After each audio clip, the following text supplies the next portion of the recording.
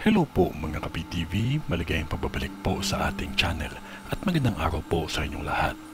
Sa video na ito ay tatalakayin natin ang pag-angat ng tubig at paglamon nito sa kalupaan dahil sa malakas na pagyanig sa Pilipinas.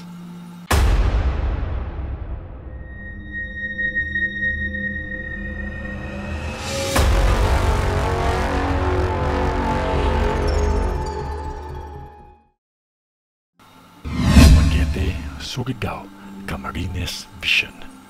Itong tatlong lugar na ito ay makakaranas ng malakas na pagyanig ng lindol na halos ramdam at makikita nila ang alog ng lupa at dagat. Malakas na lindol ito. Maganda lamang ng flashlight lalo na inuming tubig dahil makakaranas sila na ang tubig sa dagat at halos pantay na sa lupa. Lalo na sa pagsapit ng tag-ulan.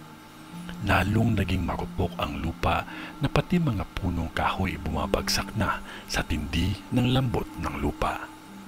Nakikita ko na makakaranas ng malakas na kidlat at tornado sa pangyayaring ito at may buhay na nawala.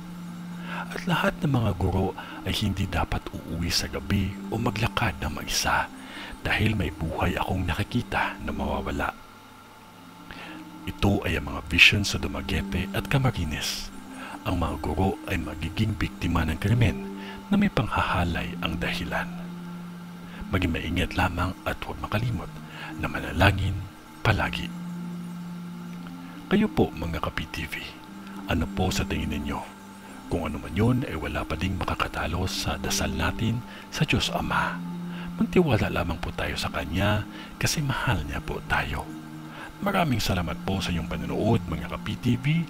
God bless po sa ating lahat and stay safe po.